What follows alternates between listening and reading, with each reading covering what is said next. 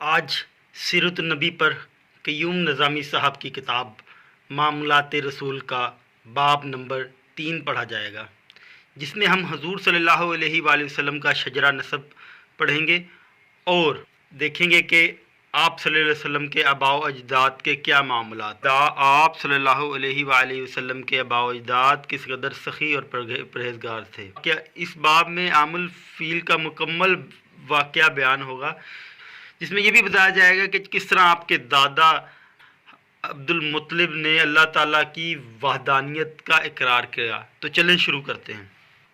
باب نمبر 3، خاندان نبوت صلی اللہ علیہ وآلہ وسلم۔ حضرت محمد صلی اللہ علیہ وآلہ وسلم کا سلسلہ نسب حضرت ابراہیم علیہ السلام سے جا ملتا ہے۔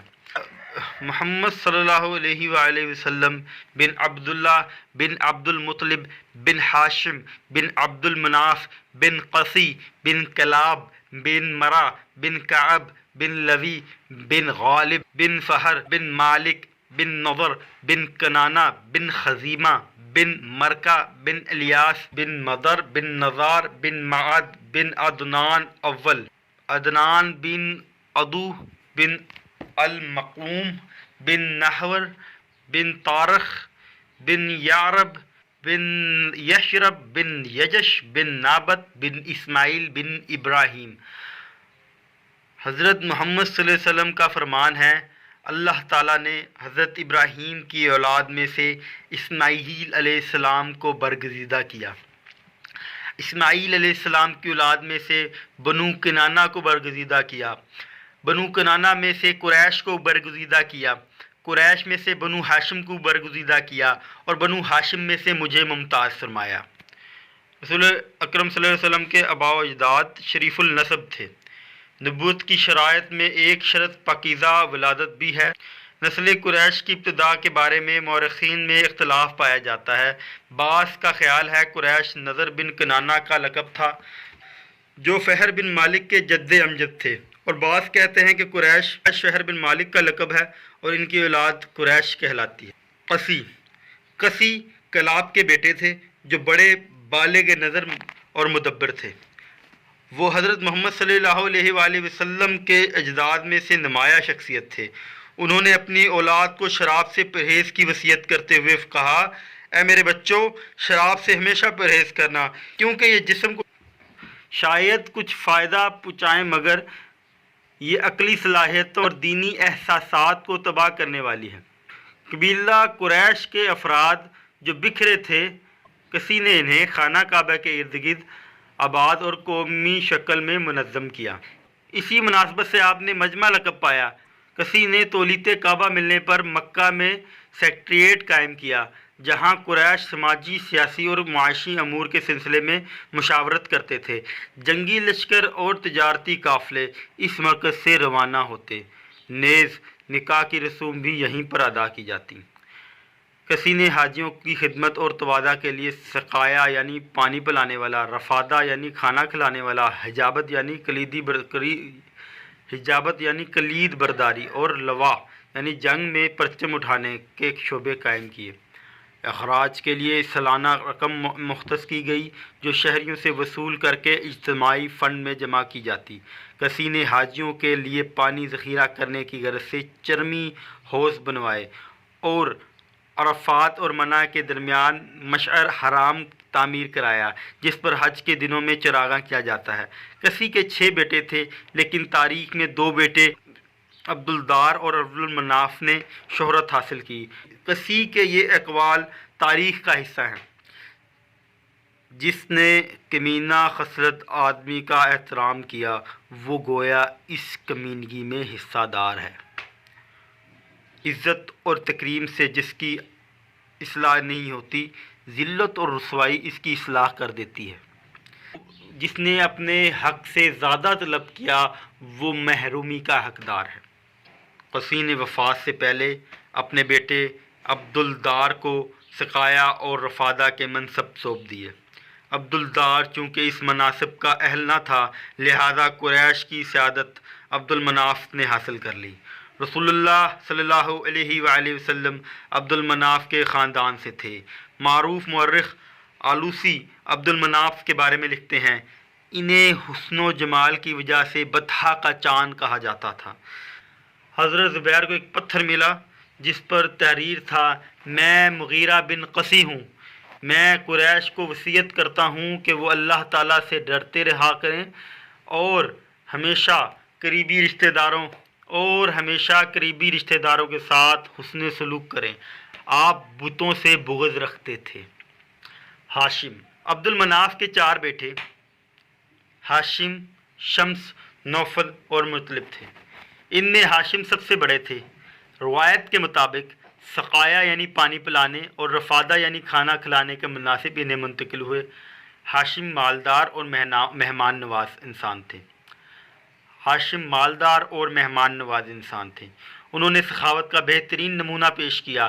ایک بار مکہ میں قحط پڑا، ہاشم ملک شام سے روٹیاں پکوا کر لائے اور گوشت کے شوربے میں روٹیاں چور کر کے لوگوں کو کھلائیں۔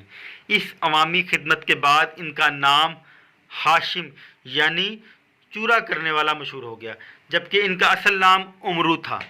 ہاشم نے قریش کی تجارت کو بین الاقوامی سطح پر منظم کیا۔ اس نے کیسر روم حبش کے بادشاہ نجاشی سے یہ فرمان جاری کروایا، قریش جب ہمارے ملک میں اشیاء تجارت لے کر آئیں تو ان سے کوئی ٹیکس نہ لیا جائے۔ تجارت کے فروغ سے مکہ کے قبائل کو فائدہ پہنچا۔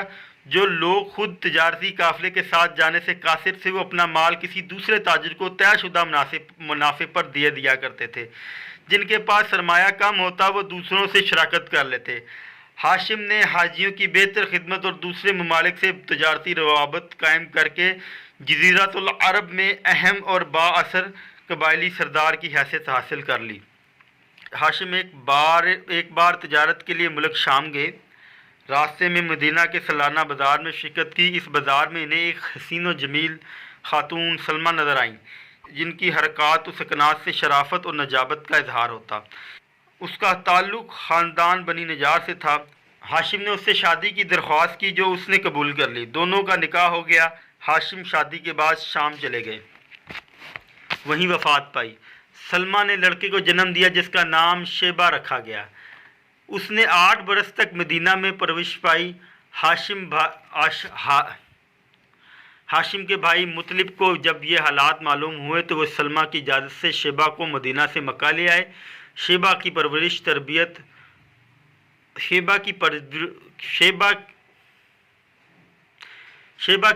اور تربیت مطلب نے کی، لہذا ان کا نام عبد المطلب مشہور ہو گیا۔ قریش اپنی ایک جاہلانہ رسم کے مطابق جب مفلس اور نادار ہو جاتے تو اپنی عزت کی خاطر بستی سے دور خیمہ لگا لیتے اور بھیک مانگنے کے بجائے خاموشی سے فاقہ کشی سے مر جاتے۔ ہاشم نے اپنے قبیلہ کو جمع کیا اور یہ مکروہ رسم ختم کرنے کی تجویز پیش کی اور یہ کہا، میری رائے یہ ہے کہ تم میں سے جو غریب اور مفلس ہیں انہیں میں دولت مند افراد کے ساتھ ملا دوں، ہر غنی کے ساتھ ایک فقیر ماں اس کے کنبے کے ملا دوں۔ جب تمام لوگ اپنے تجارتی کارواں لے کر موسم گرما اور موسم سرما میں شام اور یمن کی طرف جائیں تو تمہارے یہ نادر بھائی تمہارا ہاتھ بٹائے۔ جب اس کاروبار میں تمہیں نفع ہو تو تم انہیں شریک کر لو تاکہ وہ تمہارے سائے میں عزت اور خوشحالی کی زندگی بسر کرے تاکہ فاقہ کشی کے باعث ان کے مرنے کی نوبت نہ آئے۔ قریش نے اس تجویز کو پسند کیا۔ ہر دولت مند کے ساتھ ایک مفلس خاندان کو ملا دیا گیا۔ یوں نادار خاندانوں کو باعزت روزگار مل گیا اور فاقہ کشی سے مرنے کی رسم کا بھی خاتمہ ہو گیا۔ ہجرت مدینہ کے بعد پیغمبر انسانیت صلی اللہ علیہ وآلہ وسلم کی رہنمائی میں بھی مواخات کا یہ نمونہ سامنے آیا۔ ہاشم کا ایک تاریخی خطبہ آج بھی قابل توجہ ہے۔ اے لوگو، ہم آل ابراہیم علیہ السلام ہیں اور اولاد اسماعیل علیہ السلام ہیں۔ ہم نضر بن کنانہ کے فرزند ہیں، کسی بن کلاب کے بیٹے اور مکہ کے مالک ہیں اور حرم میں رہنے والے ہیں۔ حسب کی بلندی، بزرگی کی پختگی ہمارے لیے ہے۔ نسب کی بلندی اور بزرگی کی پختگی ہمارے لیے ہے۔ جس نے کسی کے ساتھ دوستی کا معاہدہ کیا اس کی مدد ضروری ہے اور اگر وہ پکارے تو اس کو لبیک کہنا لازم ہے۔ بجز اس کے کہ اس کی دعوت اپنے قبیلے سے سرکشی اور قطع رحمی کی ہو۔ اے کسی کے بیٹو، تم اس طرح ہو جس طرح درخت کی دو ٹہنیاں ہوتی ہیں، اگر ان میں سے ایک ٹوٹ جائے تو دوسری وحشت اور نقصان سے دوچار ہوتی ہیں۔ تلوار کی حفاظت اس کی نیام سے ہی ہو سکتی ہے۔ جو آدمی اپنے قبیلے پر تیر اندازی کرتا ہے وہ خود بھی اپنے تیر کا نشانہ بنتا ہے۔ اے لوگو، حلم اور بردباری بزرگی ہے، صبر کامیابی کی کلید ہے، اچھائی ایک خزانہ ہے، سخاوت سرداری ہے، جہالت کمینگی ہے۔ دن بدلتے رہتے ہیں، زمانہ تغیر پذیر رہتا ہے، ہر انسان کو اپنے کام کی طرف منسوب کیا جاتا ہے اور اپنے عمل کے باعث اس سے باز پرست کی جاتی ہے۔ اچھے کام کرو، لوگ تمہاری تعریف کریں گے، فضول باتوں سے دامن کش رہو، بے وقوف لوگ تم سے علیحدہ رہیں گے، اپنے ہم نشین کی عزت کرو، تمہاری مجلسیں آباد رہیں گی، اپنے شریک کار کی حفاظت کرو، لوگ تمہاری پناہ لینے کے مشتاق ہوں گے، اپنی ذات کے ساتھ بھی انصاف کرو، تم پر اعتماد کیا جائے گا، مکارم اخلاق کی پابندی کرو کیونکہ اس میں تمہاری بلندی ہے، اور کمینی عادتوں سے دور رہو کیونکہ اس سے عزت خاک میں مل جاتی ہے اور ناموری کا کثر منہدم ہو جاتا ہے۔ ہاشم کے اس تاریخی خطبے سے ظاہر ہوتا ہے کہ وہ اپنے عہد کے دانش مند سردار تھے اور انسانیت کے قائل تھے، نیز دور جاہلیت میں بھی اخلاقی قدروں کو اہمیت دی جاتی تھی۔ رسول اللہ صلی اللہ علیہ وآلہ وسلم کے دادا عبد المطلب۔ ہاشم کے بعد ان کا بیٹا عبد المطلب ان کے مناصب کا وارث بنا۔ مطلب کی وفات کے بعد ان کے بھائی نوفل نے اپنے بھتیجے عبد المطلب کی جائیداد پر قبضہ کر لیا۔ عبد المطلب نے قریش کے بڑے لوگوں سے کہا کہ ان کی موریثی جائیداد واپس دلائی جائے، مگر کوئی نوفل کے مقابلے میں آنے کے لیے تیار نہ ہوا۔ عبد المطلب نے مایوس ہو کر یثرب یعنی مدینہ میں اپنے ماموں ابو سعید کو خط لکھا اور مدد کی درخواست کی۔ ابو سعید اپنے قبیلے کے 80 مسلح آدمی لے کر مکہ آیا۔ نوفل حرم کے پاس قریش کے سردار کی محفل میں بیٹھا تھا۔ ابو سعید نے تلوار نیام سے نکال کر نوفل سے کہا، اگر تم نے میرے بھانجے کی جائیداد واپس کرنے کا اعلان نہ کیا تو تمہارا سن تن سے جدا کر دوں گا۔ نوفل پریشان ہو گیا اور اس نے عبد المطلب کی جائیداد سے دستبرداری کا اعلان کر دیا۔ قریش مکہ نے بھی عبد المطلب کی سرداری کو تسلیم کر لیا۔ عبد المطلب خوبصورت، خوش اخلاق اور شیریں بیان تھے۔ چشمہ زمزم کی بازیافت۔ چشمہ زمزم کی بازیافت عبد المطلب کا یادگار کارنامہ ہے۔ بنو جرہم نے مکہ سے جاتے ہوئے یہ چشمہ بند کر دیا تھا۔ وقت گزرنے کے ساتھ اس چشمے کے مقام کا بھی کسی کو علم نہیں رہا۔ اللہ تعالیٰ نے اس چشمے کی دریافت کا اعزاز عبد المطلب کو بخشا۔ انہیں خواب میں چشمہ کا محل وقوع دکھایا دیا۔ عبد المطلب نے اپنے بیٹے حارث کے ساتھ چشمے کی کھدائی شروع کر دی۔ باپ بیٹی کی محنت رنگ لائی۔ جب پانی کے آثار نمودار ہوئے تو عبد المطلب بے ساختہ اللہ اکبر پکار اٹھے۔ قریش جو کھدائی میں تعاون کے لیے تیار نہ تھے، چشمہ کی دریافت پر کہنے لگے کہ زمزم چونکہ ان کے والد اسماعیل علیہ السلام کی ملکیت ہے، لہذا سارے قریش اس میں حصہ دار ہیں۔ اس کنویں سے تلواریں، زرہن اور سونے کے 2 ہرن بھی برآمد ہوئے۔ ان قیمتی اشیاء کی وجہ سے قریش عبد المطلب سے لڑائی پر آمادہ ہو گئے۔ آخر کار قرآن دازی پر اتفاق ہو گیا۔ قرآن دازی سے سونے کے ہرن بیت اللہ کے نام جبکہ تلواریں زرہیں عبد المطلب کے نام نکلی۔ عبد المطلب نے سونے کے ہرن بیت اللہ کے دروازے کی سجاوٹ پر لگا دیے اور زمزم سب قریش والوں کے لیے کھول دیا۔ نیز قریش کے حاجیوں کو پانی پلانے کا حق عبد المطلب کا تسلیم کر لیا۔ عام الفیل، ابرہہ کا مکہ پر حملہ۔ ہمیری حکومت سبا 115 سے 525 تک رہی، جس کی حدود مملکت جنوبی عرب سے شروع ہو کر بتدریج شمالی عرب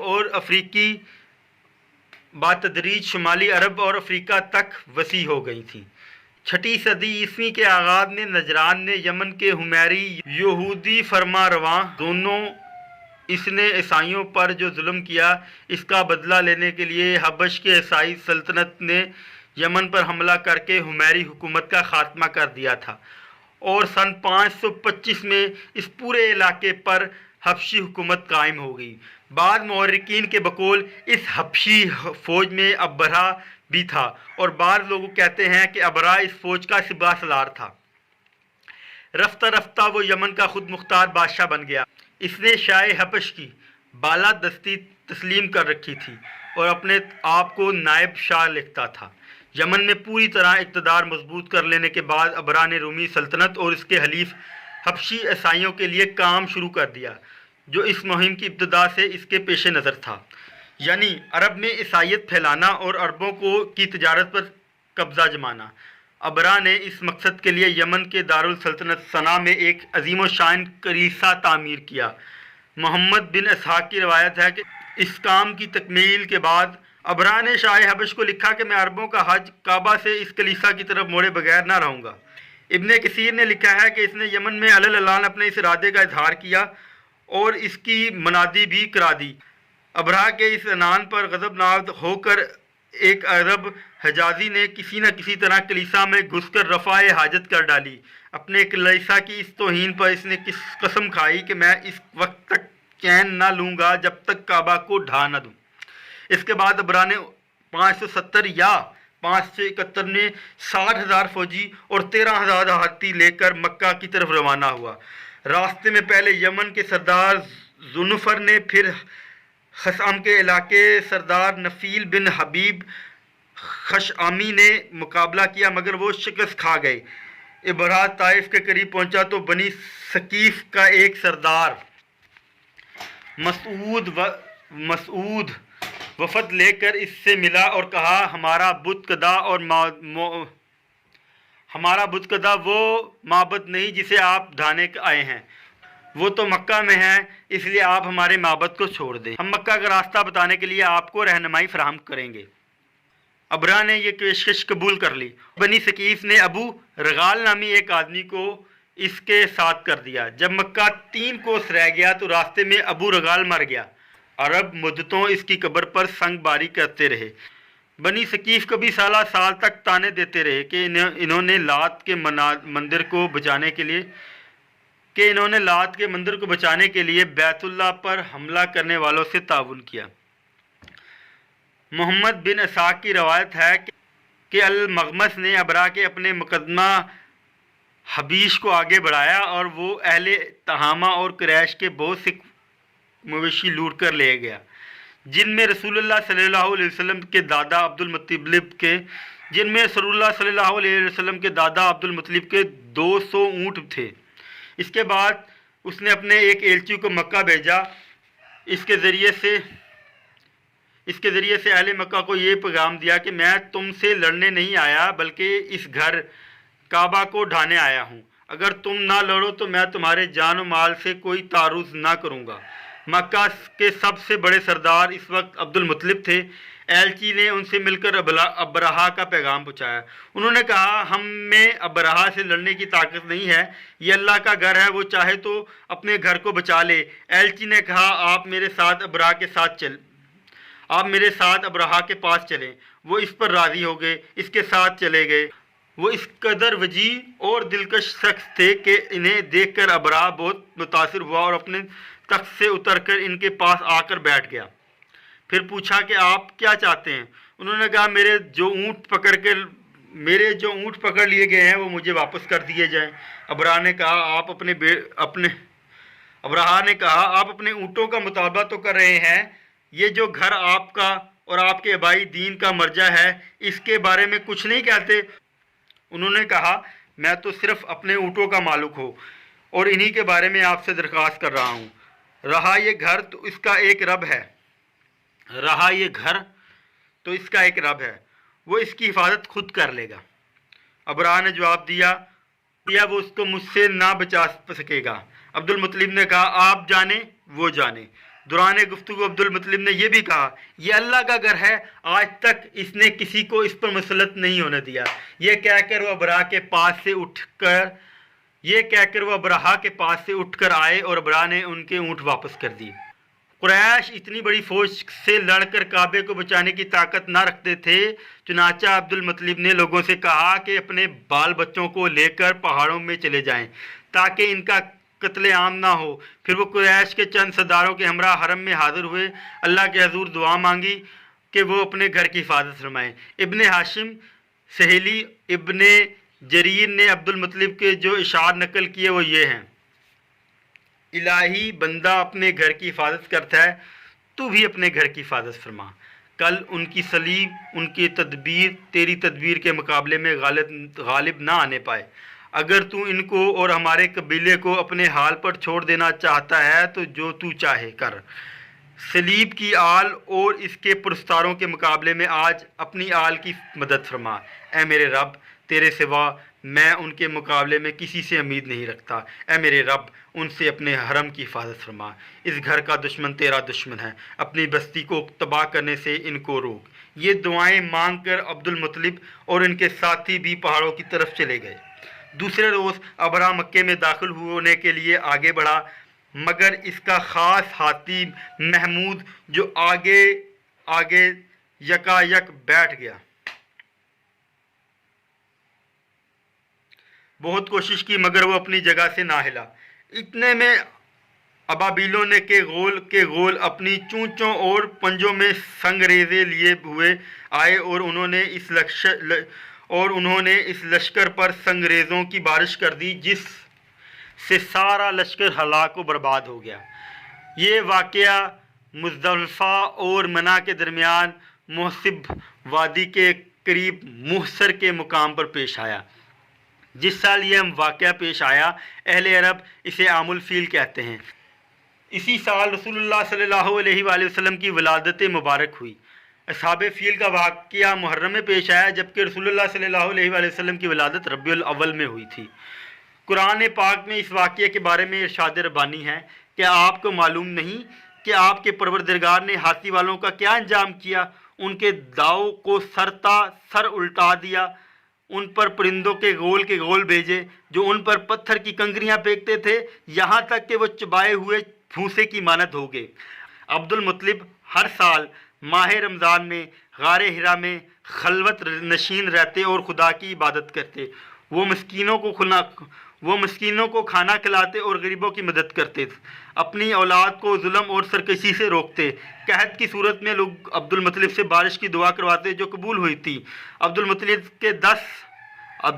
کے 10 بیٹے اور 6 بیٹیاں تھیں۔ رسول اللہ صلی اللہ علیہ وسلم کے والد عبداللہ۔ زمزم کی کھدائی کے وقت عبد المطلب کو احساس ہوا کہ اگر ان کے زیادہ بیٹے ہوتے تو مکہ کے قریش ان سے لڑائی پر آمادہ نہ ہوتے۔ چنانچہ انہوں نے دعا کی اگر رب ان کو 10 بیٹے عطا کرے تو وہ ایک بیٹے کو اس کی راہ میں قربان کر دیں گے۔ رب نے ان کی دعا قبول کی اور جب بیٹے جوان ہو گئے تو ایک دن عبد المطلب نے اپنے بیٹوں کو جمع کیا اور اپنی منت کے بارے میں بتایا۔ سب نے کہا ہم حاضر ہیں، اپنی منت پوری کریں۔ عبد المطلب کا کسی ایک بیٹے کو قربانی کے لیے نامزد کرنا ممکن نہ تھا، لہذا انہوں نے قراندازی کا روایتی طریقہ اختیار کیا تو قرہ عبداللہ کے نام نکل آیا۔ عبد المطلب وعدے کے مطابق اپنے پیارے اور خوبصورت بیٹے عبداللہ کو لے کر قربان گاہ پہنچے تو ان کے قبیلے کے افراد اور عزیز و اقارب نے مزاحمت کی اور کہا عبد المطلب نے بیٹے کی قربانی کی روایت ڈالی تو سب اس پر عمل کرنے لگیں گے، لہذا اسماعیل علیہ السلام کی روایت کے مطابق جانوروں کی قربانی دی جائے۔ یثرب کی علم والی خاتون عرافہ نے مشورہ دیا کہ لڑکے کے مقابلے میں 10 اونٹ کی فال نکالی جائے، اس وقت تک 10 اونٹ کا اضافہ کرتے جاؤ جب تک فال اونٹ پر نہ نکل آئے۔ عبد المطلب نے اس مشورے پر عمل کیا۔ جب عبداللہ کے مقابلے میں اونٹوں کی تعداد 100 ہو گئی تو فال اونٹ پر نکل آئی۔ اس واقعے کے بعد مکہ میں خون بہا دیت یعنی 100 اونٹ قرار پائے۔ عبد المطلب ایک حسین نوجوان تھے۔ اس واقعے کے بعد مکہ میں خون بہا یعنی دیت 100 اونٹ قرار پائے۔ عبداللہ ایک حسین نوجوان تھے۔ جب اللہ نے ان کے عوض 100 اونٹ کی قربانی قبول فرمائی تو ان کی شہرت ہر گھر میں پہنچ گئی۔ عبداللہ کی شادی قریش کے معزز خان بنی زہرہ کے سردار وہب بن عبد المناف کی صاحبزادی آمنہ بی بی سے ہوئی۔ اس وقت کے رواج کے مطابق عبداللہ نکاح کے بعد 3 روز تک سسرال کے گھر رہے اور چوتھے روز دلہن کے ساتھ اپنے گھر آ گئے۔ ایک سیرت نگار کے مطابق عبداللہ قریش میں ایک تابندہ نور تھے اور سب سے زیادہ خوبصورت تھے۔ قریش کی عورتیں ان کے دام محبت کی اسیر تھیں اور قریب تھا کہ وہ ان کی محبت میں ہوش و حواس کھو بیٹھتیں۔ ایک خاتون فاطمہ نے عبداللہ کو اپنی طرف متوجہ کرنے کے لیے 100 اونٹوں کی پیشکش کی۔ اس کے جواب میں عبداللہ نے یہ اشعار پڑھ کر خاندانی نجابت اور شرافت کا ثبوت دیا۔ فعل حرام کے ارتکاب سے تو مر جانا ہی اچھا ہے۔ میں حلال کو بے شک پسند کرتا ہوں، مگر اس کے لیے اعلان ضروری ہے۔ تم مجھے بہلاتی اور پھسلاتی ہو، مگر شریف آدمی کو لازمی ہے کہ وہ اپنی عزت اور دین کی حفاظت کرے۔ عبد المطلب کا خاندان بڑا پاکیزہ تھا۔ دور جاہلیت میں بھی ان کے خاندان میں کوئی بچہ نکاح کے بغیر پیدا نہیں ہوا۔ ابن اسحاق کے مطابق عبد المطلب نے اپنی بہو آمنہ کے بارے میں یہ اشعار کہا: تعریف بزرگ و برتر خدا کے لیے ہی ہے اور میں اس کا شکر گزار ہوں کہ اس نے مجھے بنو زہرہ کی سفید چہرے والی خاتون بطور بہو عطا فرمائی۔ آمنہ بی بی نے بیان کیا کہ جب وہ حاملہ ہوئیں تو انہوں نے خواب میں دیکھا کہ وہ رسول اکرم صلی اللہ علیہ وآلہ وسلم کو جنم دیں گی جو سردار عالم ہیں۔ جب وہ مولود ہوں تو یہ الفاظ کہنا: میں اس مولود مسعود کو ذات واحد کی پناہ میں دیتی ہوں تاکہ ہر حاسد کے شر سے محفوظ رہے۔ شادی کے چند ماہ بعد حضرت عبداللہ ایک تجارتی قافلے کے ساتھ شام گئے۔ واپسی پر بیمار پڑ گئے اور وفات پا گئے۔ اس وقت ان کی عمر 25 سال تھی۔ آمنہ بی بی جوانی میں ہی بیوہ ہو گئیں۔ انہوں نے اپنے جوان خاوند کی وفات پر ایک قصیدہ لکھ کر اپنے دلی جذبات کا اظہار کیا، جس کا ایک شعر یہ ہے: اگرچہ موت اور اس کی مشکلات نے اس کو جھپٹ لیا، لیکن وہ در حقیقت بہت سخی رحم کرنے والا تھا۔ حضرت عبداللہ نے ترکے میں اونٹ، بکریاں اور ایک لونڈی ام ایمن چھوڑی۔